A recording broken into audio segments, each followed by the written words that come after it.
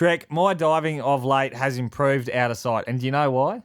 No. Because Turbo? I picked myself up a copy of 99 Tips to Get Better at Spearfishing. Wow. Is that why your hunting techniques have improved as well? Not just my hunting techniques, my freediving, my breath hold, and my awareness. Wow. You really are a Spearo 2.0. Yes, that's right. I really am a Spearo 2.0, as per Chapter 7, I believe. Spearo 2.0. And it's all thanks to... 99 Tips to Get Better at Spearfishing. Now, where did I find it, you ask? On Amazon.com. That's right. So get on Amazon.com and check it out. But in all seriousness, it's a great book compiled from over 40 contributors. It's absolutely fantastic, and you will improve your diving, guaranteed, if you read that book. There's tips there from legends like Rob Allen and Chris Coates out of South Africa to Simon Tripp and some other Aussie guys. Lots of Aussie guys. I think there might even be some New Zealanders in there. Dwayne Herbert, Darren Shields. We got Cameron Kirkconnell. A couple from myself there. I put myself in that same league. Yeah, so look, Turbo's ones, we glazed over them. And look, I often took 10 of Turbo's tips and punched them into one, so you get good value for money. Find it cheap on Amazon.com. 99 Tips to Get Better at Spearfishing.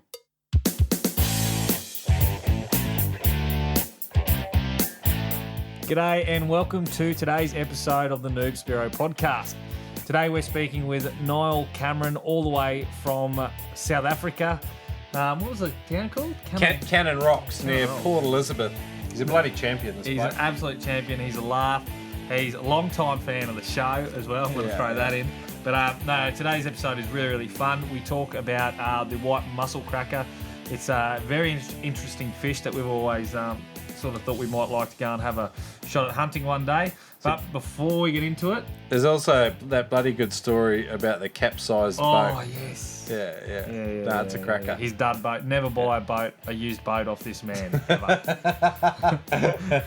All right. But before we get into it, Shrek, you got a few shout-outs, as you usually do. Yeah. Wanted to congratulate a couple of blokes who used the Noob Spearo code over at penetratorfins.com. They got their hands on a brand new set of fins.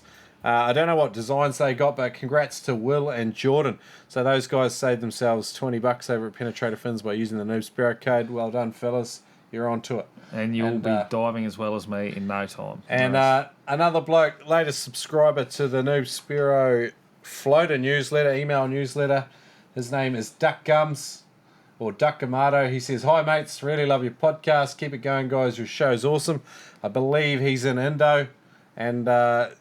it's good to have the listeners from Indonesia joining us. Thanks, guys. Absolutely. And a quick shout out to Fran for writing us a review.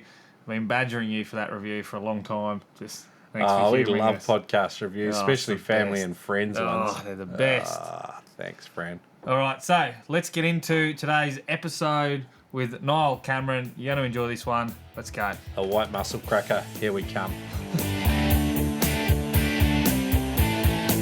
Big thank you to our sponsor, Adreno Spearfishing Supplies. You can find Adreno in Brisbane, Sydney and Melbourne. They are one of the biggest and best spearfishing stores in the world and stock a full range of spearfishing gear, more than you could ever imagine. So check them out in store, or if you prefer to shop online, check them out at spearfishing.com.au.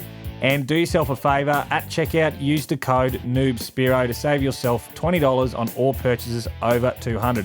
So that is spearfishing.com.au and use the code Noob Spearo at checkout. Okay, g'day Noob Spearo. Welcome to the show again. Today we have joining us from this huge city in South Africa called Cannon Rocks. Probably one of the most famous people in Cannon Rocks. We've got Niall Cameron joining us today. He operates a small charter there, and it's an absolute pleasure to have you on the show. Welcome to the show, Niall. Welcome, Niall. Good to be with you guys. Thank you for having me. Awesome. So we're going to dig in today and talk a little bit about the White Mussel Cracker. I'm looking forward to that. Yeah. Before we sort of get there, just can you tell us a little bit about yourself and getting started spearfishing? Where were you when you started spearfishing, by the way? Cape Town. I grew up in Northern Ireland. Yep. As a young kid. It was kind of in the late 60s, early 70s, and we moved out to South Africa in 1976. And I washed a tube washed up on the beach, like a crayfish net, and I never really knew what it was. It was just a yellow and black thing, and so I kept it. I thought it was something to do with diving, and that was the first part of my diving kit. And then I added it, the kit later on as I got some money, and started to dive in very, very cold water in Cape Town in a place called Cape Hunklip. And that was the start of my career. No mentors, nothing. I just kind of winged it as I went along. Wow, that's rough. Okay, so no mentors. So you pretty much had to. Did you have a book, or did you watch? There was no video back then. Or what were you sort of? What was your approach? How did you learn everything? Well, my one kind of contact I've ever had with a diver before was, funny enough, in Ireland. When I was a young school kid, my friend's dad, Michael Hamilton, was the first diver, or one of the only divers in Ireland. Wow. And I lived in a little coastal village called Carrickfergus, and there was a castle down the road. And it was reported that gold was thrown down in this well, but the gold was guarded by the ghost of Buttoncap.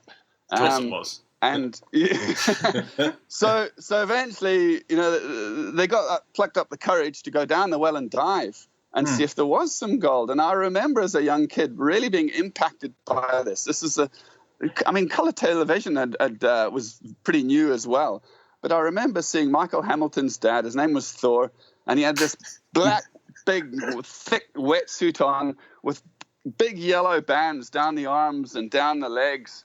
And down he went into the well. But I must be honest, I can't remember if it's just my childhood imagination or fantasies kicking in, if they actually did find gold or not. Okay. I like to think they did find gold down the well. But I did ask Michael, I said, why does your dad's wetsuit have these yellow stripes down the side? And he says, oh, that's to scare away predators and anything that might eat you.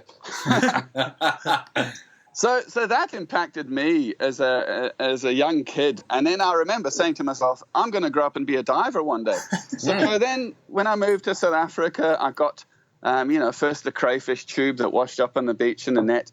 And then I left school and I got a bursary. I started to study, so I had a bit of money, and I started to buy my kit. But unfortunately, I bought the worst kit humanly imaginable. I bought the highest volume mask that has ever been made. I mean, I might as well have worn like a round fish tank over my head. It was that bad, a fish bowl. But because it was so high volume, it was called a Nemrod something. I thought, well, I need to see as much as I can underwater. That's why I'll go for that one. Yep. And then I heard that our South African Navy, I don't know if there is such a thing, but apparently there is. We've got a Navy. And they had fins called jet fins, and they had like these 3 slots in them called hydro vents or foils or something. Yeah. So I thought, I'll buy those. They were open heel. If the Navy used them, they must be great. But each one weighed about 1.5 to 2 kilos. They were the worst fins I've ever had in my life. I used to fin so hard with those things. My body started to develop abnormal muscles, like a golf ball on the side of my foot, from driving these things in the water. That's how terrible it was. I then bummed a wetsuit or bought one, but it was so old and stiff and leaky, and Cape Town water, we're talking 15 degrees, 16, 17 degrees Celsius. It's freezing there. Yeah. But what happened was I made a mistake. I also bought myself a motorbike. I didn't have a car at that stage, so I bought a 500 thumper, single-cylinder scrambler. And I had my dive bag over the back. And I must just add, when I lived in Cape Town for about 10 years, it was the most miserable time of my life because we were at least 26 kilometers from the shore. Ireland, I'd lived on the beach. Cape Town, I'm not an inland kind of guy. So to drive 26 Ks, it's a fair distance to a dive spot, Yep. Anyway, no internet, no research about the dive spot if conditions were good. And I'd set off on this motorbike and just about kitted up on a 26-hour journey through kind of a mountain pass. And no one ever warned me that when you're sitting on a motorbike and you're going around tight, windy roads, that if you're wearing a 7-kilogram weight belt around your waist, you change your center of gravity. So I nearly had a few close calls getting to the dive site, wiping myself out. And then I'd get there, you see, and you just see kelp beds and everything. And let's say it would be a good day that time. I'd go into the water and I'd see these lobsters everywhere and abalone, we call them perlemoen. Yeah. Get some of those. and I'd drive back home after a good day's diving. And my mother loves to entertain, and she often would enter competitions for cooking. So she's a very good cook. And once she started seeing me come home with all these lobsters, she thought, I'd love to serve these to my guests. And she once said, Niall, could you get me some lobsters and abalone, and I'll pay you. And I thought, that's a great idea. Now I can be covered for all my fuel, you see, and my mum will be paying me, and this is going to go well. Yeah. So she used to store all the stuff in a big freezer down below in the garage, that was always full of food. But my brother and I, there was always cool stuff in this freezer, but my brother and I, we figured out how to pick the lock on the thing. My mother didn't really trust us, but we could pick the lock on it. So what used to happen was I'd go off again, a week or two later, go off diving, and I'd get there and it would just be, white water wherever you look. It was just a complete washout. I'd try and go in, but I couldn't get in. I'd come home with nothing. Yeah. And I thought, no, this is not good. This is the start of my dive career, and I'm running at a loss already. And I thought I must come up with a plan. So I figured out if I can break into the freezer, steal the crayfish that my mother's already paid me for, the next dive trip I could go out there. They'd be nicely defrosted in the bottom of my dive bag. And in the case of the scenario of whitewater and not being able to dive, I could at least come home with these lobsters and abalone, resell them back to my mother, and things are looking good. And this worked like a dream for quite a while. It really, I was doing quite well. But the funny thing about this story is, to date, as far as I know, none of my mother's guests that used to come for dinner ever got violently ill from the seafood. And the birth of a spearfishing entrepreneur was had. That was good stuff. Yeah, that's awesome. So, you listed off a couple of just crack-up ones there. You had no mentors. There was no real information you had. You just had a sincere desire to get into it, and you bought the worst gear imaginable, developed abnormal muscles, and became an entrepreneur all at the same time. Or a criminal, whichever way you want to look at it. That's it. Yeah. But, after a while, you learn about the law and you develop a conscience. So I started doing things by the book a bit later and figured out what your limits are as regards species and size and all the rest of it. So, things have improved over the years.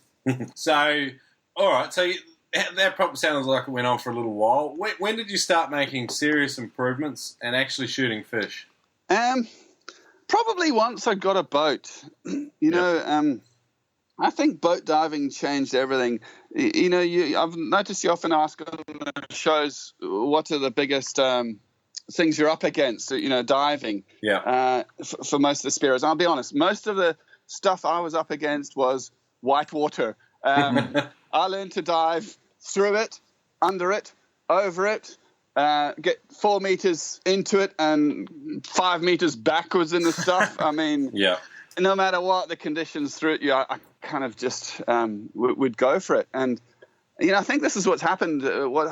What happens when you get salt water in your veins, you can't get it out, and it just becomes so addictive, and you kind of just do it for the love of the sport, and you get punished horribly sometimes. But once I got a boat, that changed everything. The whole world opened up to me, and that was one of the best advice someone had ever given me. If I could just say that, the best advice was, Niall, stop fiddling around in the surf, get yourself a boat, and go for it. And so that's what I did. Yeah. Okay. Cool.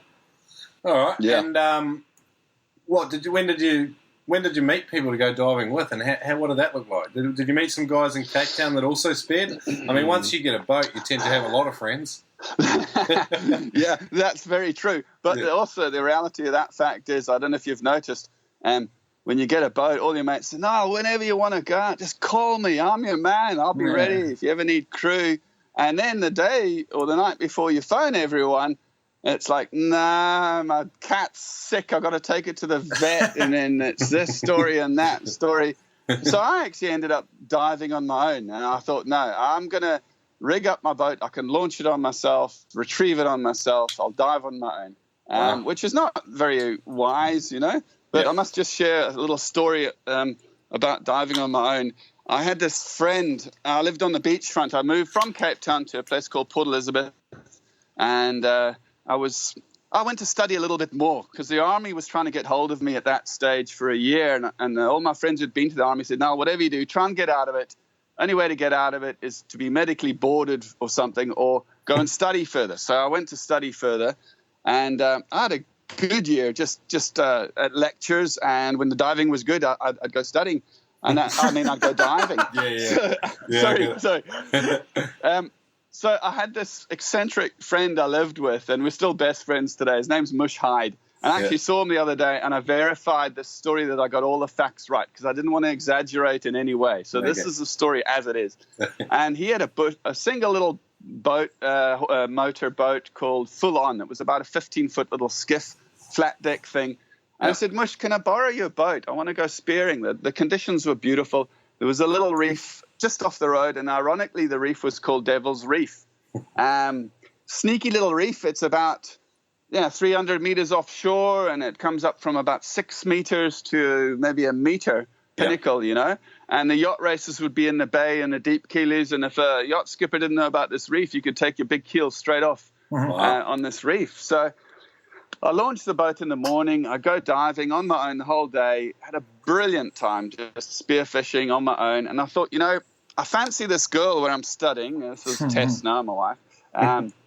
I wonder if she wouldn't mind as a because she seemed quite adventurous. I wonder if she wouldn't mind as a first date. I'll take her diving, not spearfishing. So I dumped the boat on the beach, and I raced off to the college. And I got some scuba gear, you see. And I said, "Tessa, I don't know if you're keen, but should we go diving? The conditions are crystal clear. It's fantastic. The water's calm and flat." And she says, "Yeah," she's dead keen. So off we go, you see. And we launched this boat and throw the pick on top of Devil's Reef, slide over the side. And we're having a great time down underwater. We weren't quite holding hands yet. We hadn't had a little bonding moment in the water yet, but this was still to come, huh? Can't wait. And I had this sick feeling in my stomach. Something wasn't right. So I gave the sign, "Something's wrong, let's go up." So we go up to the surface, true as Bob. There's the last meter of the bow sticking out of the water, the rest of the boat completely underwater. Oh, no. I thought, no, I've sunk my mate's boat. Unbelievable. The thing was perfect the whole morning. So fortunately, there was a few surfers around and paddle skiers, and they saw this, and I yelled to them, and they all helped us drag this boat back onto the shore, you see. So we washed up on the beach like drowned rats, and sea rescue came, and they did an inquiry as to why the boat sank and where's the safety gear and this and that, and they couldn't understand. The bungs were in the back of the boat. So we only found out later that what used to happen with that boat was that the deck would heat up in the hot sun, if there was no clouds in it, and it would increase the pressure inside the hull, and it would open up a fine crack down the middle of the hull underneath, and the water would seep in. So this thing would randomly sink when it felt like it. So we drag the boat up the beach, get it on the trailer, and I get home. I said, "Mushy, I'm so sorry, mate. I've sunk your boat. I must buy you a new engine." He says, No, don't worry about that. It's no problem at all. I said, "Mushy, this engine was completely underwater." And he says, "Nah, man, we'll flush it." So I said, "Okay, well, I'll go buy some diesel or paraffin or something, and less volatile than petrol, and we'll sort it out." He says, No, there's still plenty of fuel in the tank. We'll use that.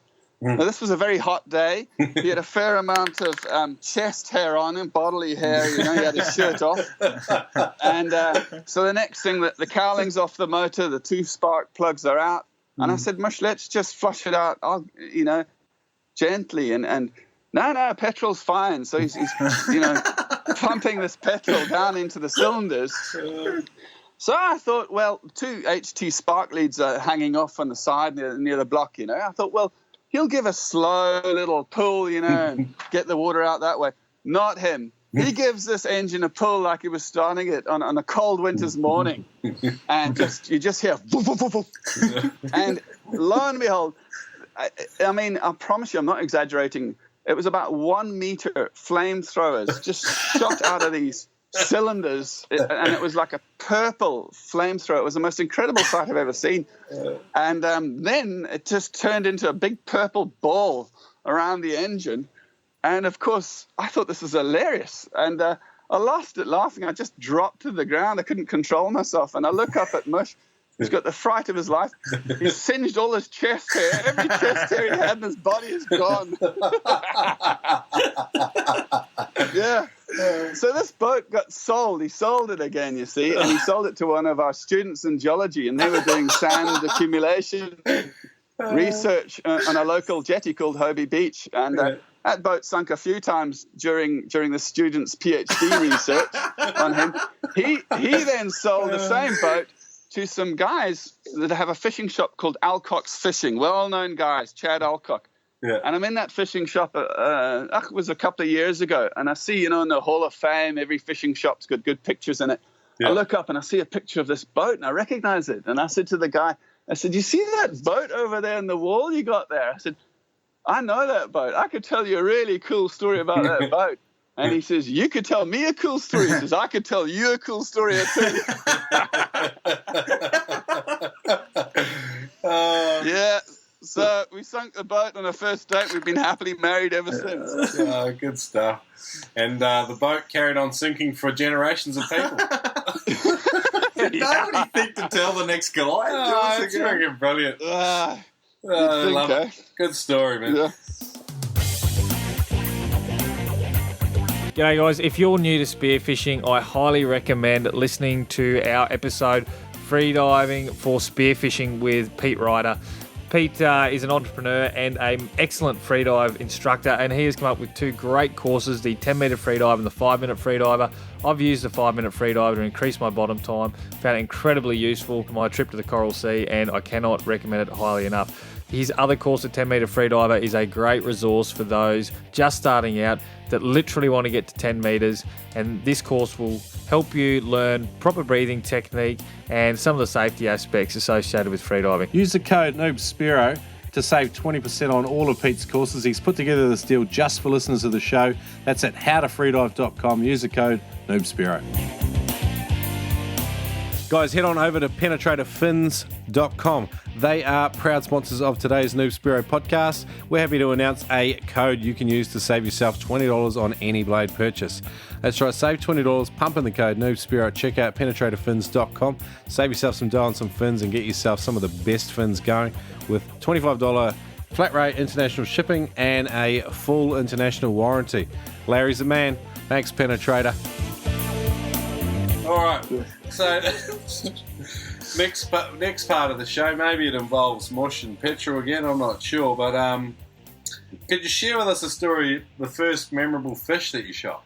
Yeah, I could. As you're always kind of figuring it out as you go along, and quite early into my career, I got myself a nice big Cape salmon. They call them geelbek, which means literally yellow mouth, because the inside of their mouth is quite yellow. And these things can get very, very big, very, very feisty fish. So I got myself I think it was about a 12-kilogram one.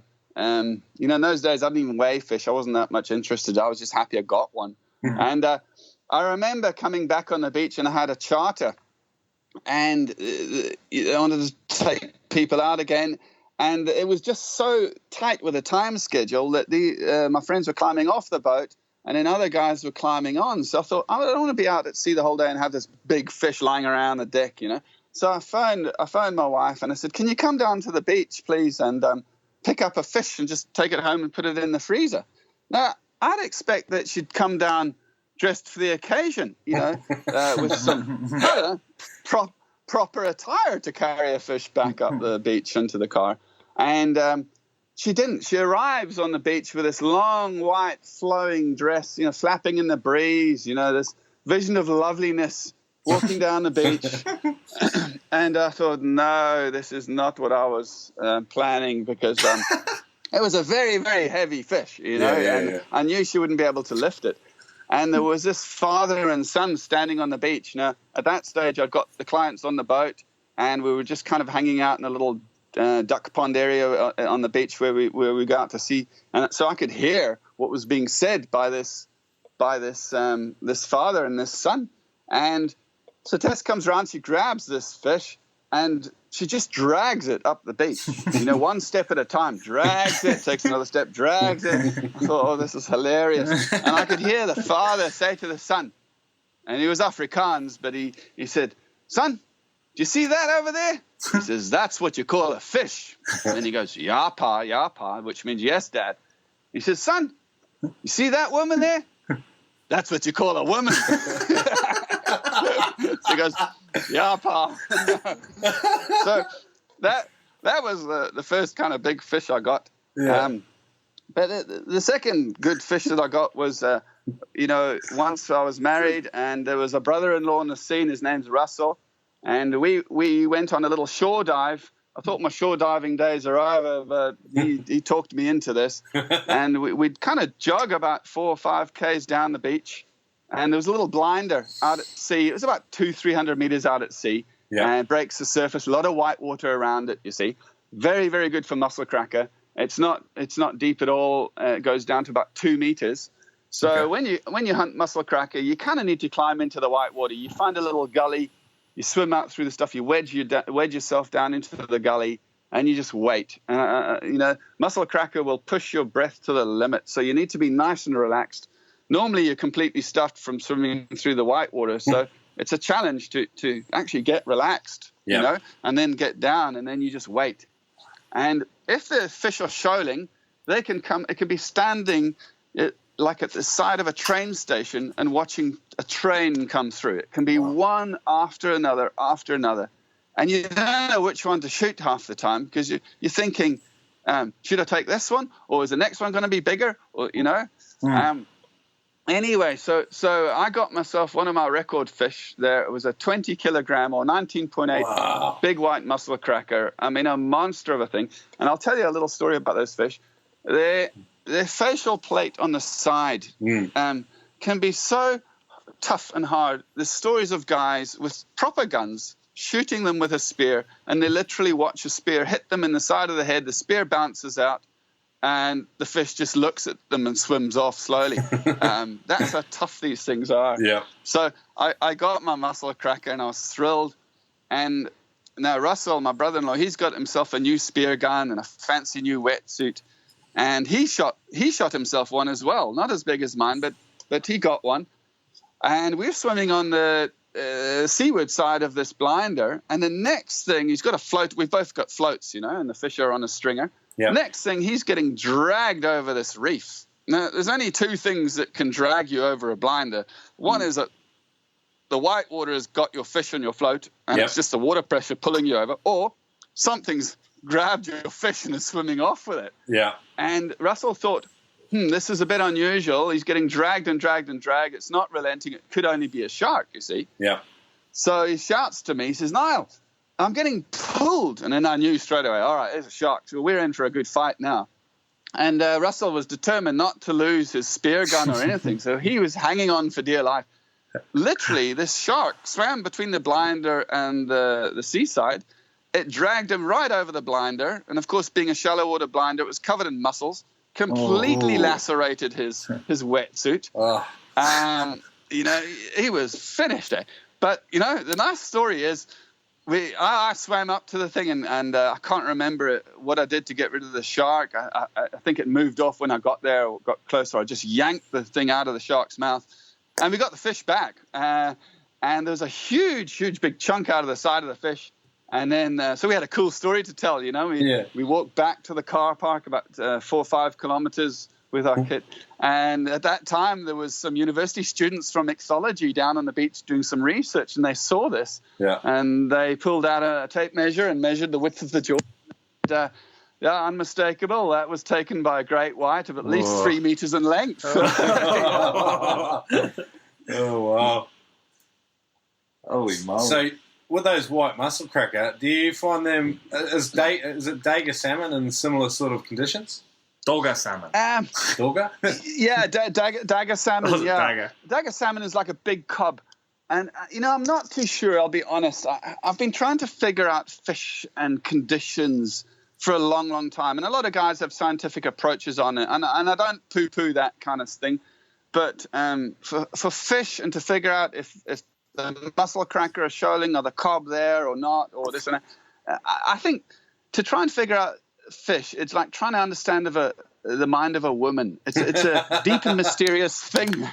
So I couldn't answer your question. All I know is that those big dagger salmon, I mean, they get monsters. You're only allowed one if it's over 1.1 meters long, up to 1.3 meters long, and they can get up to 50 kilos, even more, 60, 70 kilograms. I know when the calamari, or we call it chocker here, when that arrives, those big dagger salmon come in for the calamari. I've caught a few on my rod, 20 kilograms, but as far as shoaling with mussel cracker, I couldn't tell you. Yeah, wow. It's just interesting hearing about the white mussel cracker and where you find them, because is it dagger or dagger salmon? Did he say that? I don't know. Well, you're asking an Irishman living in South Africa.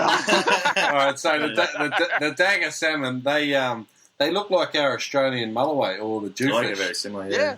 And we find them in those washes quite often. Like you were talking about finding a gully, which is basically just a tidal channel, sand or rock where the water runs faster than everywhere else, I guess, and it sort of carves out a passage. And quite often guys have talked about finding mulloway in similar conditions, so I was curious. But no. Cool. Yeah, I think they go to the calamari banks when they're feeding off the calamari. But I just want to say, with pronunciation of the word dagger, whatever you do, don't call it dagga, because in Afrikaans you pronounce your G like a ch, Yeah. Because if you call it a dagga salmon, you'd be naming it after the marijuana drug. That's a Afrikaans word for marijuana. So don't call it dagga salmon, call it dagger salmon. Right. Cool. That could get confusing. Right. Yes. So next section of the show is the hunting technique. So what's your most favoured spearfishing hunting technique, and how do you apply it effectively? Well, let's talk about the hunt. For me, the hunt starts right a few days before when you want to put out to sea. So I start getting excited, when I see there's a window in the weather, and I rearrange my life accordingly. If you know what I mean? I live on a barometer as well. I tap that thing at least 3 or 4 times a day, and I can tell you the east is coming or the west, and what the conditions are going to be like. So the hunt starts early on, watching the weather, and I plan my week, and I see the weather window, and launch the boat. And I often used to joke with clients when I take them out to sea. I said, okay, guys, where should we go fish after I've got out the back line, or out in the ocean now? I said, would you like to go fish? We can go east, west, or we can go south. I mean, if we go south, we end up near you guys or in the Antarctic. But still, we've got some nice deep water spots out there. Okay. And they look at you like you're the expert. You know what's going on. You know where the fish are. I say, no, guys, no one knows. The hunt and the challenge is to find them, Mm-hmm. So generally, a rule of thumb, if I'm going to go hunt fish, I head out into the wind. So our wind here is predominantly cross shore at all times. So it'll either be east or west. So if I know the barometer's rising, you get a thumper of an east coming through, I'll head out into the wind that I know is coming. And we'll go work those spots. There's a guy here, he's quite a legend. His name's Gletwin Rubidge. He wrote a very good article on one of his blogs, and it's called Chasing the Thermocline. And he's got a very, very good theory about how to find fish on the thermocline. The problem is, how do you find out where it is? I think you can do some sample dives, dive down, see, right, at 10 meters, there's a horrible thermocline, and then you have to look at some pinnacles that are kind of round about the 10-meter spot. And the other day, I had some Spearos on the boat from the university, and it's funny, they're from ichthyology. You'd think ichthyologists would look after fish, but there's more spearfishermen in that department than anywhere else. You get a rush out of whacking fish. Anyway, with a lot of Spearos on the boat, I always kind of look after them first, and I'll go in later. And a lot of them, let's say, might be a bit inexperienced, and it's a new spot I'm taking to, and they're excited about the hunt. And I'd say, guys, look, I'll tell you what you do. There's a bit of a thermocline. You can kind of see it on the fish finder. And it's 16 meters on the bottom. It comes up to, about 9 meters. Just go down onto the the tabletop at 9 meters or maybe 10 meters and just look up and, you might see some stuff. And invariably they come out with some lovely big fish. But conditions are not pleasant. Sometimes when you get these thermoclines, the water here is very nutrient rich. So there's so much plankton and crud in the water. You can be diving through muck where you can barely see the end of your gun. So I'll be honest, an Eastern Cape Spearo is another breed of Spearo altogether. We're literally willing to dive in muck to get down to some good stuff on the bottom. And often, let's say if a southeaster blows, we have upwelling, subantarctic water comes up, really cold water, warm water on the top, and it's just brown muck. You dive straight through it. And then on the bottom, you might have 10, 15, 20, 30 meters lateral viz. So you've got to hunt, and so you've got to figure out, okay, where are the fish? Are they cruising around on the top of the pinnacle in the warmer, dirty water? Or are they down below in the caves or whatever? Because we have a lot of sandstone structure. So as a Spearo, you need to be willing to climb right down into dark caves and wedge yourself in and wait. Or are they deep in the caves? Because when the water gets cold, I think the metabolic rate changes of some fish. I have noticed that a lot of the bigger fish stick around in really cold water, and the smaller fish tend to clear off, Okay. So, that's how you hunt, you just read it for what it is. And I think your technique of hunting varies every time you get in the water. And I've given up even trying to read conditions because out here, the best way is just to launch your boat and go diving and see, because it can look filthy on the surface. You get down the bottom and it's brilliant. But I must say, something I've learned with hunting fish, if there's sharks around, you're probably guaranteed of some good fish. So we kind of get quite accustomed to a lot of ragged-toothed sharks. And they're not really a threat. Most of the time, they're not a threat. But you've got to read the signs. So if you jump into the water and the sharks seem a little bit frisky, you're probably in for a bit of trouble that day, if you want to start shooting fish. But if the sharks are swimming around in the gullies, I think you call them sand tigers over there, quite lethargic, you're normally okay. But I tell Spearos, no killing a fish in the water. You spear your fish, you swim straight up to the boat, which is normally anchored, and the fish straight onto the boat. Even it's a wet deck boat, it's a semi-rigid. I even block off the drain holes at the back because I don't want any blood washing off the deck into the water. I want to, be relaxed without blood in the water, when you're shooting fish. Okay. All right. This is really interesting, talking about rising and falling barometer. That's kind of an interesting area of sort of the weather forecasting that we haven't really got into. Do you have a preference with rising or falling barometer? No, but I think if you're a line fisherman, I would say yes. They definitely watch that. I was out the other day in a kind of a big electric storm, and that's not supposed to be good for fishing, and the fishing was on, So I've learned something for spearfishing now that even if barometric conditions or whatever don't look too good, just go anywhere and see. And, people often say, well, don't go out midday. Midday is the worst time to get fish. I've got my biggest fish at 12 o'clock when the sun was right over my head. So I've literally seen every theory of fishing disproven. But I have one theory, and I'm still testing this. I've seen it for a while. If you go out in a boat, you throw the pick, whether you're spearfishing or fishing, doesn't matter, and seabirds arrive at the back of the boat, it's as if they know that you're going to get fish today. And most of the time, if I go out to sea, throw my pick, and I don't see a sea skua or a seagull or whatever, or one or two only at the back of the boat, I know I'm in for a tough day's fishing or spearfishing. But check it out. Maybe it's the same in your part of the world down there. No, it's just interesting having a conversation about it, actually, and just sort of hearing, your thought process with it. I tend to agree with you, but we quite often do the best on dawn and dusk, and a lot of places are similar. But, sometimes you get good fish in the middle of the day, like particularly if you're using a flasher and things that catch the light and stuff. So it is kind of hit and miss. Some guys have commented that they get around it and they learn a lot more by keeping a dive log and writing in all the observable conditions and stuff, and then sort of studying patterns over the years. But it doesn't seem like an exact science. Yeah, you kind of figure it out as you go along. I agree with you. Cool. All right, next part of the show, toughest situation. What is the toughest situation you've been in the ocean? Yeah, besides sinking a boat. Yeah. What happened and sort of what did you learn from it?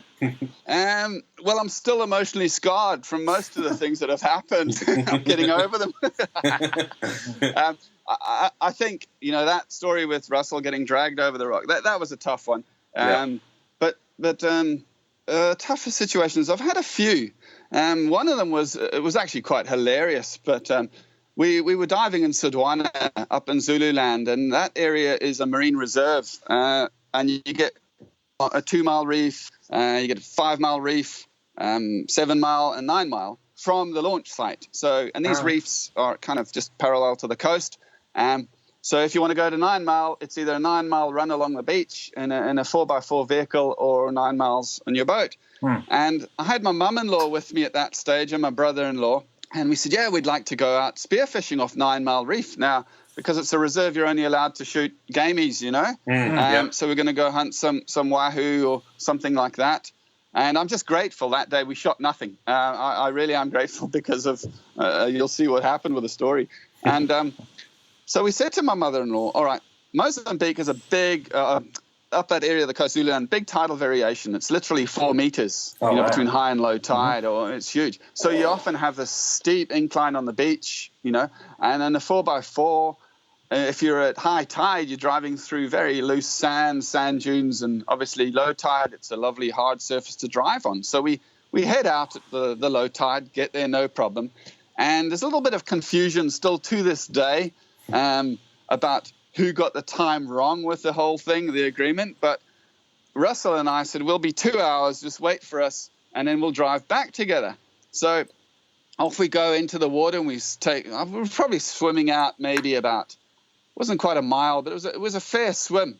And we found a little bit of a reef, so we start diving there, and things were great. There was kingfish around and that, but we didn't shoot any for some odd reason. I don't think we got a good shot in, if I remember correctly. And eventually we come back to the beach. We thought we were 2 hours, but maybe we were 3 or 4. I can't remember. The tide had come in. No vehicle on the beach whatsoever. I just saw a twin set of tracks. And I said to Russell, Russell, your mother-in-law has dropped us. And he says, no, she'd never do that. She's my mother. She wouldn't do that. I said, I'm telling you, there's 2 sets of tracks on the beach. She's dropped us. We got a 9-mile run back to where our car is.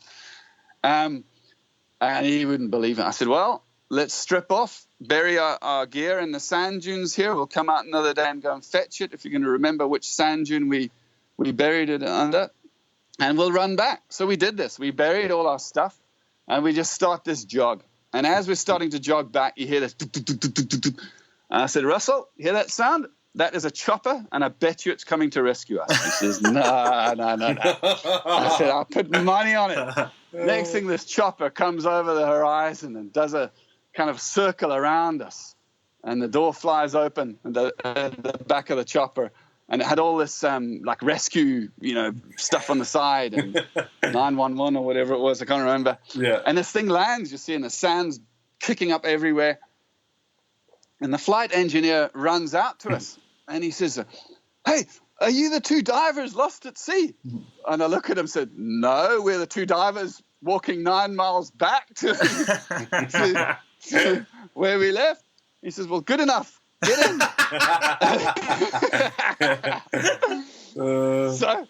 So we get in this chopper and I said, look, listen, before we go, we left our dive gear buried in the sand a few dunes back. Can we run and fetch it? And he said, yeah, make it quick.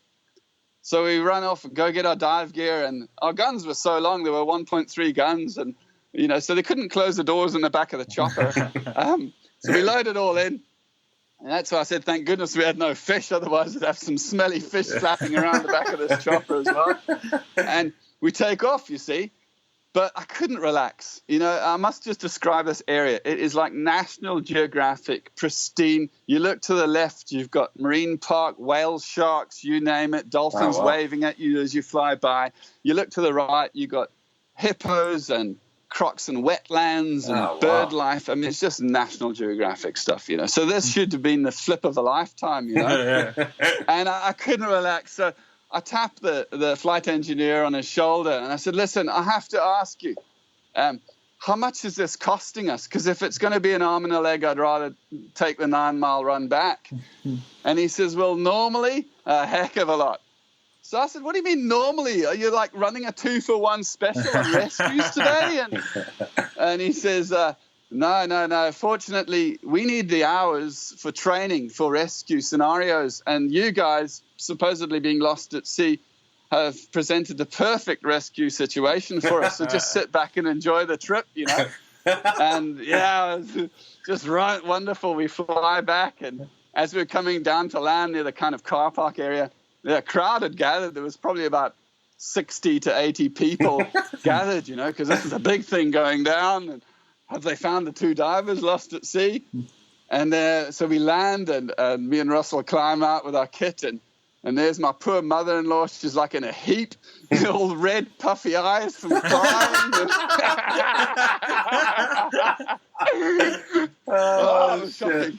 I don't think she's ever forgiven us for that one. So were there any practical takeaways from that? What do you do differently now? Don't let your mother-in-law drive you to the dive spot. We have certain fish species here in Australia that you actually deliberately give to your mother-in-law. A little bit of Cigarettera infused or what?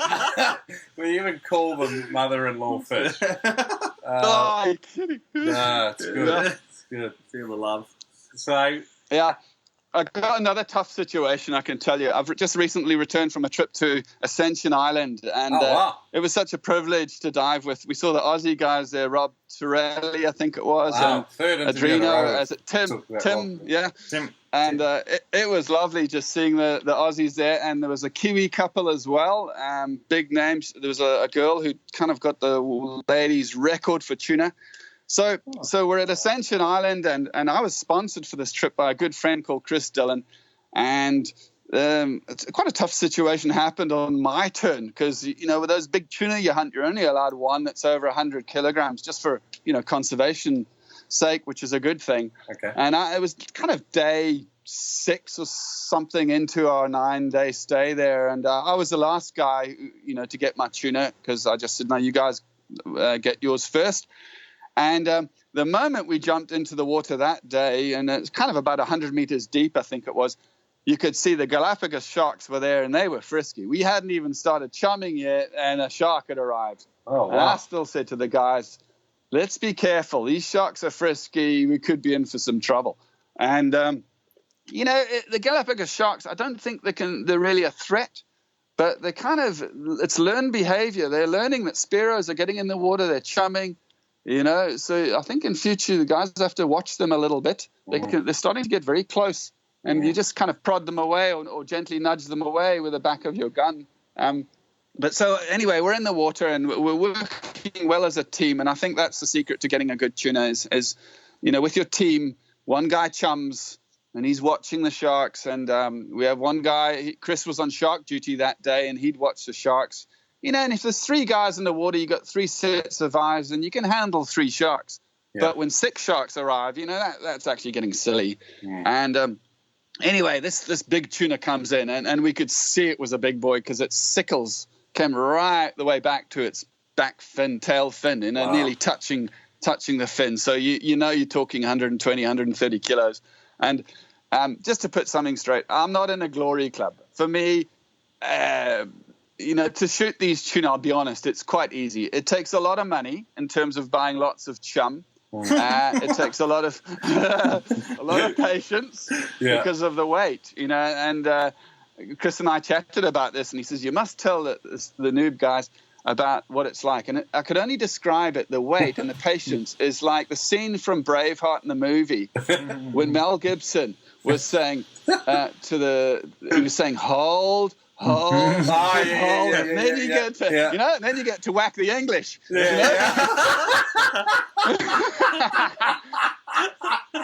That was such a good visual there. Such a good visual. Yep. It's just like that. You just wait until that big fish comes right up. You pull your flasher right up, and you know you don't want to wound one, and you don't want a spear to pull out. You know, that was my thing. I don't want to hurt a fish. I'm just land it, and that's it. Done deal. So anyway, I got my tuna and a good shot, and this thing just takes off. It just sounds, like they do, and it goes down. It goes down to probably 100 meters or so, and all the floats are whipping by and everything else. And we could just see that the sharks were arriving quite soon. So I was trying to pull this big fish up as fast as I could, but without pulling the spear out. Yep. But as it got to within viz range of about 30 meters, we saw there were sharks down there. And suddenly it started to feel lighter on my line. And Chris said to me, okay, now he's on shark duty. He'll go down and let's just get your fish in. And my biggest concern is safety. We're all fathers. We have children. And that's the big picture. It's not about getting a big fish. You got to think of what can happen, you don't want to get nipped by a shark out there or bumped. Anyway, my line was getting very, very light. So I said to Chris, either I've lost my whole fish completely or the sharks are underneath it and actually biting it, pushing it upwards to the surface. But I just wound it straight up. And Chris dived down to 30 meters. He was able to nudge them away, and it gave me that gap. Suddenly I could feel the weight again, and I got this fish to the surface. Oh, wow. And our boat skipper was brilliant. He was sharp. I had already told him, listen, there's big sharks around. Stay right close to us. Yeah. And I felt the biggest danger in doing that was not Chris going down and nudging the sharks away. The biggest danger would be when you're next to the boat and there's lines around and spears and floats and propellers and goodness knows what else. And there's also hungry sharks. And if they come up to you and they still want a piece of their fish, that's when the confusion could have happened. But fortunately, we were such a good team. The guys got up quickly. We were watching each other's backs. We got our fish up and back to the shore we went. And I got a lovely picture. I'll send it to you guys. It weighed 98 kilos. Oh, wow. And big bites out of the side of it. It just looks incredible. A nice story to tell. And a good thing happened. There was a student there, and she was doing fish research. And I was chatting to her a fair bit, and I got her to cut it open and just try and do some measurements and look for the little bones inside it to see how big it was. And she said, it's between 120, 130 kilos. So, tough situation to be in, and, a little bit scary, but you got to keep your cool and a calm head, But it could have gone horribly wrong. And I think just, to encourage any of the guys out there who are doing tuna fishing, just work as a team. Constantly watch each other. If you've got a wrap around your leg with one of your floats, because while we were there was a young American guy, and he picked up a loop around his leg, and he got dragged down by a tuna, and he fortunately had the savvy to pull out his knife quick enough and cut it loose. But, you don't want to take that risk. Wow. I really liked your visual, the William Wallace. Yeah. Hold! That was awesome. I was right there with you. I think next time I'm out with Turbo, I'll be yelling out, Turbo, the English are coming! Very good, and a really interesting insight, and pretty neat. Cool. Hey guys, today's Veterans Vault is brought to you by our ebook, 99 Tips to Get Better at Spearfishing. It's actionable information from more than 40 interviews with spearfishing experts from around the world. Turbo, what do you like about the book, buddy? Mate, I love it that it's called 99 Tips to Get Better at Spearfishing, but there's well over 99 tips in there. Some estimated at around 1,000 or 1,500 tips. I love your estimation. I like the fact that it's just actionable information to improve your spearfishing out of sight on the next dive. Yep, absolutely. It's the best value for money spearfishing book on the market. So get on Amazon.com and pick yourself up a copy. 99 tips to get better at spearfishing. Thanks, guys. Next part of the show is Veterans Vault. I'm lost. We're up to the Veterans Vault. So this Veterans Vault is proudly brought to you in partnership with Cue the ads. Nice, smooth. That was professional. Oh, it was so good. So, look, this is the part of the show where we ask our special guests to sort of take us deep into an area of their expertise. And we did chat briefly before the show about maybe doing a bit of a deep dive into the White Mussel Cracker, which is a really iconic South African species. And we've already talked a little bit about it. But how do you ever sort of target them, Niall? And what does that sort of process or planning look like? Yeah, look, when I started off diving, I targeted anything that moved and looked at me funny. If a fish swam my way, I'd take it out. And like I said earlier, now I've got a conscience and I do it by the book. But I tell guys, don't get in trophy mode, because so many guys get on the boat and they're waiting for these trophies and big fish. Just jump in the water, and if a fish is legal and you're getting a good shot, take it, So, we would definitely go to certain areas where we know the mussel cracker are on our planned day with waypoints, because when I fire up my fish finder and my chart plotter, there's just millions of places to go to and nice pinnacles. Oh, nice. But I always think, okay, if we go there, there's a good chance of mussel cracker. But, at the end of the day, if a fish swims past in its size, it's legal and it's in season, I take it, because we're allowed 10 fish in your mixed bag of fish, and you've got to work out what species and how many and all this. So I want to go home with fish. You've got a family to provide for. So, but what I do, funny enough, when you say targeting fish, if I, let's say, do get a mussel cracker, I'll be prepared for it. And what I mean by that is, if I see the conditions are going to be good today, I can get into the white water, there's a good chance I'm going to get one. I already have my curry slurry at home waiting for me in the fridge. And a mussel cracker, the meat is very coarse and thick, and it makes them the best curried fish you've ever had in your life. And I found, as a little tip to the guy off the ocean, and you're tired, you've been rocking and rolling in a boat all day, you've been diving long and diving deep, the last thing you want to do is even fillet fish. But what I do is I have my curry mix with my onions in it and sultanas, and I love cooking fish, by the way. So yeah. So that's all ready. So when I come home, I can quickly just fillet the fish and cook it. I use a deep fry. I put a batter in that, and then it goes into this curry. And then a day or two later, there's my prize. So I kind of anticipate and look ahead. Okay, you're going to have to send us in some fish recipes, I think, for the Noob Spearo website. Oh, I love a good fish curry. Oh, right. Yeah, I'll give you a recipe or two. I've got a nice batter recipe. It's so easy. Tell you what. I love getting people to eat fish when they don't normally eat fish at all. And this batter recipe is an absolute winner. So I'll send it to you guys. Cool. Okay, so just back to white mussel cracker a little bit. And even though possibly not from a trophy hunting perspective, when you are targeting them, what's some general advice you'd give to people? Do you get guys that say, look, we're coming out with you, we really want a white mussel cracker? How would you approach that? There's different schools of thought in them. There's a lot of spearos out there that tell you, okay, you only get one shot. When you go down and you see these fish come in, that's it. You take your shot because you won't see them again.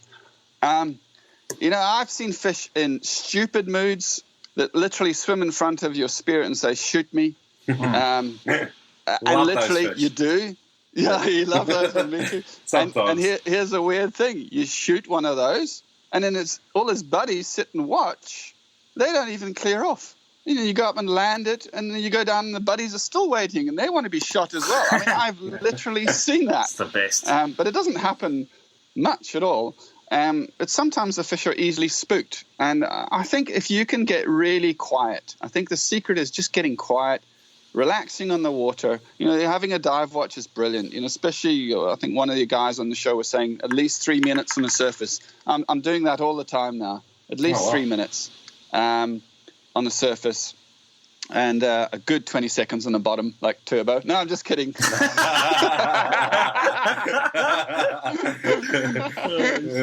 was good. I loved it. Good humility. Yeah. So, the bottom time, and don't be in too much of a hurry to get one. If you see a nice one, take it, sure. Yeah. But if you spook it, even letting your spear gun touch the reef and it just makes that little click noise or something, or you're a bit noisy, they can spook so easily. And you actually hear them. You hear their tails thumping. It's like boom, boom, boom underwater. Then all right, there's cracker around, they're big, and that's the tails, and they're swimming away from you. But if you choose not to shoot anything for the next 10, 20 minutes and you keep on diving, most of the time they will come back in, because fish, I find, are quite inquisitive. Although I'll say one thing. When you've got 4 spearos on a boat, they all jump in, and they're relatively good spearos. they generate so much noise, even if they're good Spearos. Yeah. We've noticed fish just leave. Yeah. And I always make a joke when you're on the boat. I actually, I'll be on the helm. I've got my weight belt on already. I've got everything on already. When I kill those engines, I've nominated someone as an anchor guy. So I'll say, just slide the anchor over. Don't chuck it over. Yeah. It'll all be ready and tied to the right depth. I try and be first in the water. But I thought, it's a bit selfish. You've got to look after other guys. So I'll say, guys, first in the water gets the best fish. And that has proved itself time and time again to be true. The guy that gets in first goes down. He'll get himself a nice fish, Niall, what sort of depth are we talking about for the mussel cracker? A couple of meters, 10 meters? Well, here's a funny story. There's a rocky area down the road from us because there's a lot of... it's called Cannon Rocks for a reason, because there's cannons at the end of the road from shipwrecks, but there's rocks all over the place here. And I've seen fishermen from the side throw a line, go out to the furthest rock they can jump onto, and cast as far as they can out to sea. And I've gone out there with my spear gun in hand and wetsuit to dive in one of the gullies where they're trying to fish. And as I'm jumping over rocks with little gullies of a meter deep, maybe 2 meters deep, I've seen big mussel cracker in a meter of water. Right. And you gotta actually think from the mind of a fish. If you are a mussel cracker, where's your food source? It's called a mussel cracker because they eat mussels. They are found in shallow water. They eat abalone as well, which you obviously find in very shallow water. So your best bet is in the shallows. And a lot of guys, we don't like the shallows. It's white water. It reminds you of your past diving days when you started out. But that's often where you find them, right in the shallows. But you can get them in the deep as well. There's a place called Rye Banks off Port Elizabeth. It goes from about 11 meters right down to 50 meters. There's 4 pinnacles there of 11 meters. I know in the early days of scuba divers going out there and seeing mussel crackers on that reef, which, from 11 down to 50, seeing them, 15, 18 kilograms. So they can be anywhere. Wow. Okay, what do they taste like? I think they taste fantastic. But, I do curry them. But I'll eat any fish any way. It's funny you ask like that. I love cooking fish different ways. And I actually wrote down about 6 different ways we cook fish here. Because it's a coarse flesh, and then you get a big fish, it's often coarser. It's nice and chunky. You cut it into nuggets. I make a good fish curry with that. I love to smoke fish. A lot of fish we shoot here. And there's 27 species as well. I actually counted the other day. 27 species of fish you can shoot in this area. I like to smoke it if it's a fine flesh and use kind of an oak smoke. I love ceviche. And we often take it out in the boat with me. I put a big ice brick in my little thing with ceviche with the chilies, and I have crackers on board. And for lunch, we'll eat ceviche right there and then. I'll fillet the fish and leave it in for an hour or two and do that. I love grilling fish with cheese on top. We love doing it on a fire. An open fire. Shrek's sweating on this. I'm sweating. Just frothing. I'm getting quite hungry myself just talking about it. Love to deep fry, make nuggets and deep fry them. People can't eat enough of that. And lastly, the other way I like to cook fish is we have a thing called a poikikos, Afrikaans, which means poikikos. Kos is food. It's a traditional African pot. And I'm sure in Australia you have this kind of thing that's cast iron. It's black. Yeah. You should technically never wash it. When you're finished eating, you kind of wipe it out and leave like a little oil residue in it. And you shouldn't use soap in it and anything like that. But just to make a lovely, you put it on the fire and you cook your fish in there. You make like a chowder and put your rice on top. That's a lovely way to do fish as well. Ooh. So, yeah, good talking about food. We haven't eaten since what? 7? Yeah, something like that. What are you doing to me? 3 o'clock, 4 o'clock now. Look, we'll wrap up the Veteran's Vault. Any other parting sort of tips for white mussel cracker? You sort of identified earlier, like shooting them in the head. Yeah, I was going to say shot placement. Shot placement. Yeah. Where do we go? Just behind the head, that's a good place to get them. Obviously a spine if you can, but the flesh is so thick. I've seldom lost one. Okay. So a well placed shot. And also a few tips I'll give you guys. I think my skills are. I'm not the world's greatest Spearo, Yep. But I've picked up a lot of experience just with boats and taking people out and facilitating a good time for them and finding the fish. So as far as tips with boating are concerned, let's say there's 4 Spearos go out in a boat, we're all together, and I'm going to dive, I'm the skipper as well. I always make a point of telling everyone, listen, what if something happens to me, the skipper? You can't presume everyone else on a boat knows how to drive the thing. Ah, nice. So I show the guys, all right, there's the kill switches. If you have to get me back to shore because I've been half eaten, that's how you start the engines. The boat's totally manual. There's no trim and tilt at all for the motors. I just get the fat guys to move further back, and there's my trim and tilt. I can get the bow nicely up.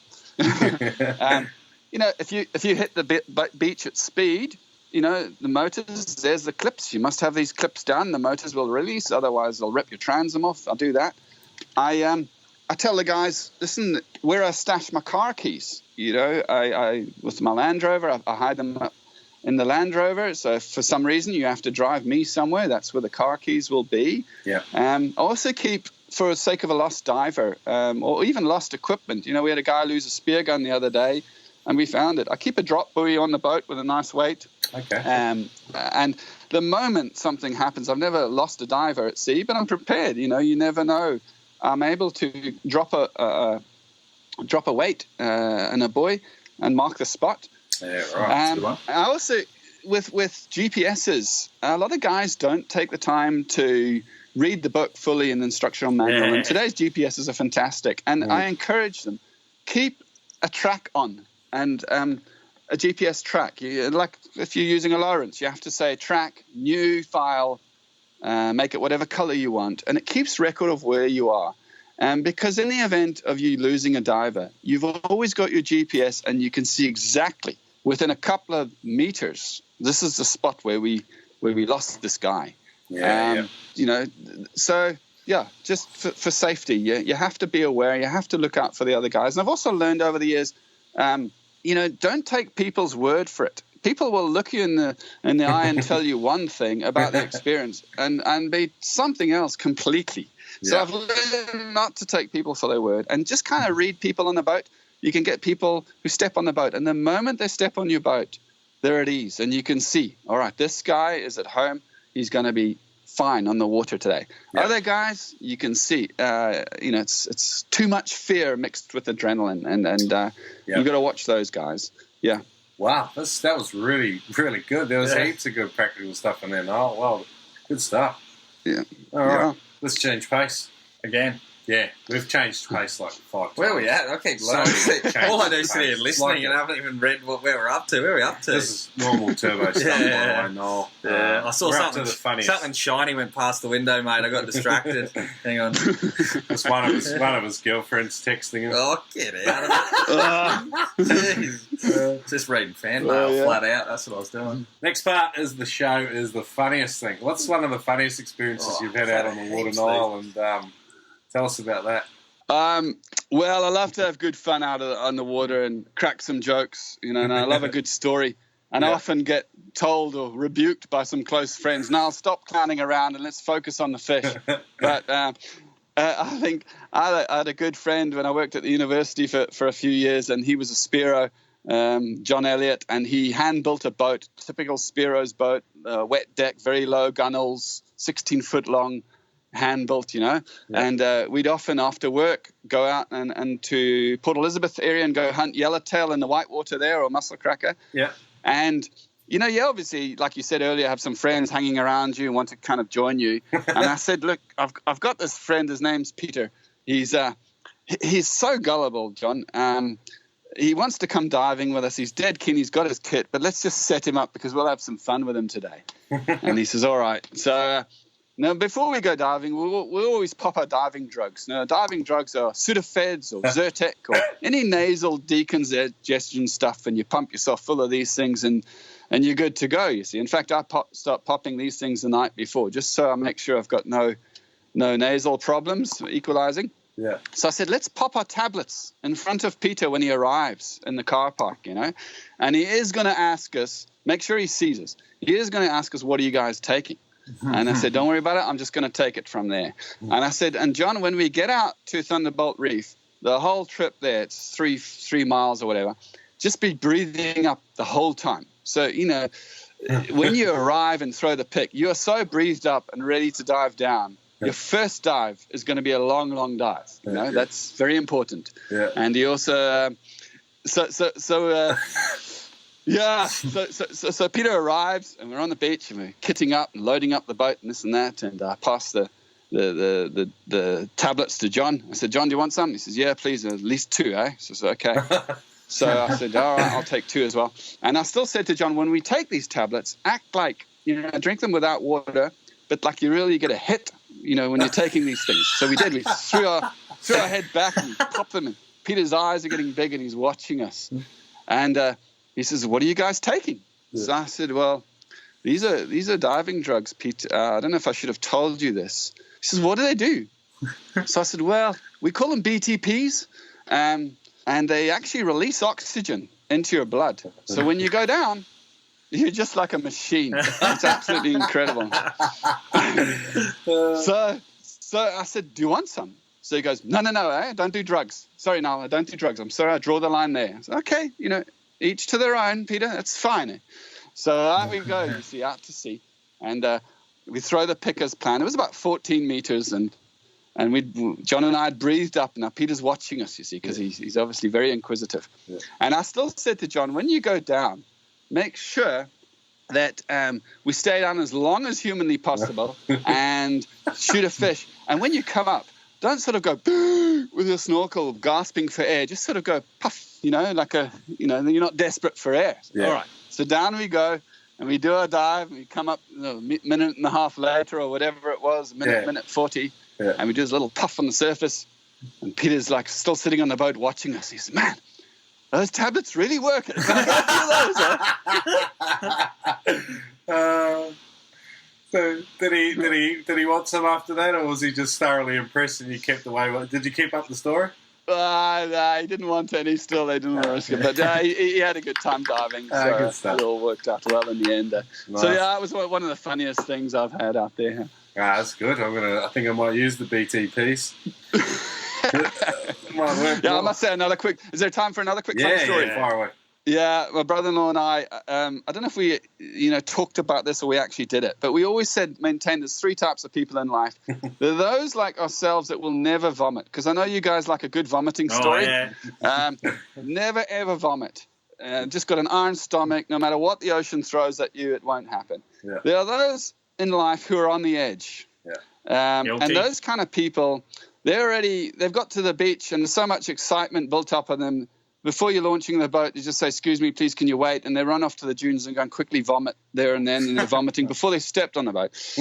And then those are really on the edge that when they get on the boat, it just takes something to nudge them a little bit to get them to vomit. So we used to carry a little can of diced and mixed vegetables, with diced carrots and diced peas and diced corn in the cob and a little tin open, Yeah. And we go out to sea with divers on board and, there'll be a bit of a bump on the sea. And Russ would say to me, no, it's a bit bumpy today out here. You're not looking too well. Are you okay?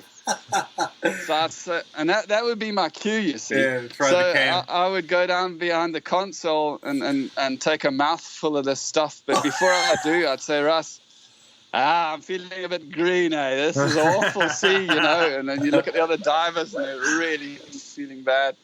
And so I'd come up and then I'd act like I'm vomiting up this stuff into my hand, on the boat. And sometimes that's enough. When the divers see that and see what's in your hand, it's enough to put them over the edge. They'll start vomiting straight away. Oh, yeah. But even if it still is no one's vomited after doing that, what Russ used to do, he'd come over and look in my hand and he'd pick a pea out and he'd pop it in his mouth and shoot it. That's not bad at all, no.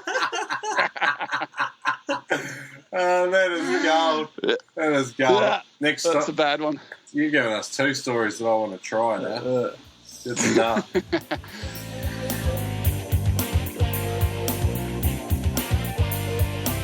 Today's Noob Spearo Podcast is also proudly brought to you in partnership with penetratorfins.com. Get on there, guys. Have a look at some of the designs they've got. They've got clears. The blacks are beautiful. Check out the Noob Spearo custom Oki print. It's mad as well. Larry's got a full range of wicked designs, and he's got a beautiful finish on his fins. He's recently updated his manufacturing process. It's even better than it was before. He makes some of the best fins in the world. He offers a full international warranty, along with $25 flat rate shipping worldwide. And to make that offer even sweeter, pump in the code Noob Spearo at checkout and save another $20. penetratorfins.com. Support the Noob Spearo Podcast by shopping with our sponsor. All right, what's in your dive bag? Head to toe, what's your equipment look like? What gun are you using? I carry 3 guns when the water's clean enough, which kind of never happens. It's a 1.3 meter Rob Allen rail gun, and then I got a 1.2 aluminium rail gun, and just not roller heads or anything like that, just standard rubbers. And then my good friend Chris sponsored me a 1.1 carbon reel gun, and that's kind of my favorite. The 1.1 is my favorite for it's light. You can maneuver it around, especially when you're hunting mussel cracker. Yeah. So that's what I use for a gun. Dive bag, I always keep a drop buoy with me. A Cressy low volume mask. I've moved on from the high volume Nemrod mask. And now I have I think a carbon fins. What else have I got? I got a good knife, nice and sharp. I always, I think a knife is so important. I've just learned from hearing so many guys get in a bit of trouble. Have a good knife on you, really, really sharp. So this is a very, very sharp, thin blade. Okay. And Spearo watch, that watch has transformed my diving just in terms of sit time on the surface. Works well. What sort of watch is it? Is it Spearo? Do you know the model? Spearo, I think it's the same. It's SP2. It's the same as the Omar one. I think it's a take on that. All right. Yeah. Very, very simple, but it's just brilliant. Cool. And Rob Allen rubber weight belt with a reel, and that's about it. Okay. Oh, very good. Pretty basic, but pretty effective by the sounds of it. Yeah. But it's I often see when you get the young guys on the boat, they outshoot you very quickly. But doesn't worry me. I think it's important to have good kit. If I could give anyone any advice, it's like don't fiddle around and rather wait till you've got the money and buy yourself good stuff right from the beginning. Yeah. Do the research. I literally was ignorant. I didn't know any better. And some guys on the show have said this before. They just, it's really out of ignorance. So you're just wasting your money. Yeah. Yeah. Good call. All right. Oh, sorry. Quickly. Yeah. What wetsuit are you wearing? What thickness? Oh, I forgot. Yeah, I use an open cell, and that I don't know if you're familiar with those. I guess you are. The ones you put a bit of soap in to get into. Yeah. And it's a 5 mil Farmer John and 5 mil jacket on the top. Wow. So you've got 10 mils on the top with a built-in hood. Nice. They work great. I had a bad accident once before I got my built-in hood. I used to wear a separate hood, and one day I was diving in the shallows and I swam into about 3 or 4 stingers, blue bottles, but they were really big and they wrapped around my neck. Oh, wow. Awful experience. I didn't know that the poison in those things attacks muscles around your lungs, and I really, really struggled to breathe. Oh, wow. So I was on the rocks for about an hour trying to recover from that. So I recommend use a built-in hood. Don't go for these hoods with it. Good sales pitch. Yeah. That was a very compelling argument there to get a decent integrated hood with it. Good stuff. All right, Niall, we've got a new section. It's actually new to me today as well, actually. So it's called Spearo Q&A. I think it replaces the Fast 5 Facts for Noobs. Unfortunately, it's gone the way of the dodo, the Fast 5 Facts for Noobs. So it's just 7 questions. Is this what we're doing here? Yeah. Right. So maybe who's been the most influential person in your spearfishing and why? I really don't think anyone, because like I said earlier, I kind of started out on my own. I think what influenced me the most is seeing what not to do. For example, when we started diving, I started to try and get some guys together and to go diving with me, and they would hang on my crayfishing tube and net, and the water was so cold, they'd bring Old Barnes sherry with them, or some type of sherry, and they'd be sitting in the water drinking sherry to keep warm. So I learned from those guys, if you want to improve, don't hang out with guys like that. You'll go nowhere. So the most influential people in my life are the guys who don't go and do stupid things like that. Okay. All right. If you had to start all over again, what would you do differently? I wouldn't steal from my mother. Are you sure? All right, that's pretty good. Yeah. And like I said, I'd buy decent equipment right from the beginning, and I wouldn't use a motorbike with a 7-kilogram weight belt around my waist driving to the dive sites. Yeah. Okay. During all of your years spearfishing, what is the biggest lesson you've learned? I think to relax and to be quiet underwater. Underwater, it's a place of real peace and solitude. Despite all the adrenaline flowing through your body, you got to kind of keep the adrenaline down. So just get quiet. I think the quieter you are in the water, the better chance you have of seeing and finding fish. Okay. What is the single best piece of advice you have ever been given for spearfishing? All right. It could have been something you heard on the Noob Spearo podcast. So probably was. There's this guy on there. There's this one guy on there, Shrek. He just busts out gems all the time. I know. He's so the best advice I've been given was definitely stop fiddling around in white water, shore diving, and go buy yourself a boat. So I'd encourage anyone out there. I mean, I know some people live inland and that, and buying a boat isn't always worth your while. But if you can, do whatever it takes. And there's nothing better than being a skipper on your own boat and at the helm. It just opens up a whole new world to you. I find personally shore diving dangerous. Obviously, you guys are familiar with, sharks and whites over there in that country. Yeah. But, I've heard of stories of guys being out in kayaks, even fishing, and have a massive 5-meter white swim past them. I've had 5-meter whites next to my boat for 20 minutes, swimming around my boat, just looking at me. I've swam into whites a few times. My wife and I, scuba diving, we could have reached out and touched a 5-meter white. Wow.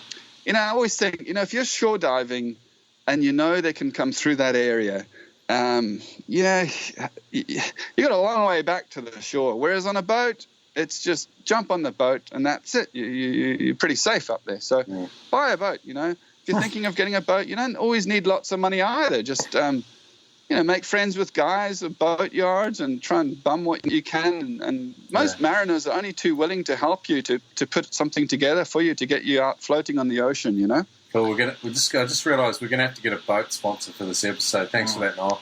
Shrek's never owned a boat, Niall, but he does have a book in his toilet that he bought from a second-hand shop. It was called Best Boating Practices, and that's why he's got so much good advice when we go spearfishing. And I didn't realise where he was getting all his nautical terms from, but it was from this book. So he's very insightful. All I know is Turbo spends a lot of time in the head. What? All right, so it's a nautical term I don't understand. All right, so anyway, this is a chance for you to give a shout out to one of your mates. But who is the best person to go spearfishing with, and why? John. It's John. I don't want to cause any offence. There's so many friends out there that I take, to be honest. Okay. You can tell I'm a real sensitive guy, can't you? But I was thinking, it'll be my son. His name's Jesse. He's 7 now, and he's fish obsessed already. He, not just with his fish tank. In fact, at the moment, he's growing a yellow belly rock cod in his fish tank, and in a few years, it's going to be of shootable size. We'll get him on the podcast. We'll be like, "What's your most memorable fish?" And he'll have a story. This is real similar to that story about my sister got a lamb once when we were younger called Beatty Bow, and it ended up going in the freezer. It was a very distressing day for her. Good stuff. Yeah. All right, Noel, so people can check out Big Blue Charters. You're online, aren't you? Are you online? You got a website? Oh, it's all over it. No. Just get to Cannon Rocks and kind of ask a few locals, and they'll point you my way, I think. That's about it. Big Blue Charters, I can't really have a website. Being a one-man show, pushing a boat out in the surf, taking people on, you can only do so much one day. And a website will just bring in more businesses, kind of what I don't need with that, Okay, guys, so don't check out Niall Cameron online. Business tips of Niall. But maybe you've got another call to action, Niall, or something you want our audience to go and check out or think about, maybe. Parting piece of advice, whatever you like, buddy. All right. I think I'll put some nice recipes on the website for you guys. You're a legend. Because it's all about, it's not just about the hunt and the equipment and getting a fish and coming home. It's about providing for your family. And I love to just share fish with people and invite them around for a fish barbie. Or just treat locals, because so many people, they can't even find fresh fish in the fish shop sometimes, and if they do, it's the same old kind of fish, because there's so many laws now that you're allowed to sell, this kind of fish in the fish shops, hake, for example, and eating fish that are only available by spear or rod and line is a real treat. So and enjoy the fish. I think that's the prize at the end of the day. Yeah, absolutely. Wicked. All right, Niall. It's been an absolute pleasure to chat with you. You've been a real character. We had some good fun with you today. So thanks for joining us. Yeah, well, love your show and keep up the good work, guys. And I just value the knowledge that you put across in the show and the type of people you get on. It's so good. You're not just focusing on Australia, you're kind of going all over the world, and I think that just makes the show really special. Yeah. Cheers. Thanks, Niall. Cool. All right, buddy. Thanks for coming on, mate. Don't work too hard, and we'll talk to you soon. All right. Cheers, guys. Cheers, mate.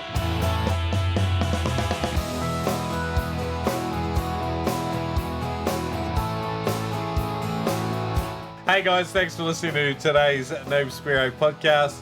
Turbo, he didn't do a real good job, but thanks for hanging in to the end.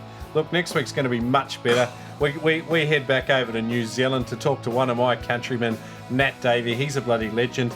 She's got the world record at yellowtail kingfish. We hear all about that story. Absolutely. Shrek's tail wags so hard in this episode, you can hear it hitting the wall. No, it's a bloody good interview. He's a super nice guy, very knowledgeable. And he's got a lot of knowledge to share, and he does so really freely in this next interview. So check it out. Leave us a review. Thanks, guys. Thanks for listening, guys. G'day, guys. Thanks for listening today and joining Turbo and I in the studio with another great guest. Now, today's show was proudly brought to you in partnership with spearfishing.com.au. Adreno have also put together a code for listeners of the Noob Spearo Podcast where they can save $20 on all purchases over $200.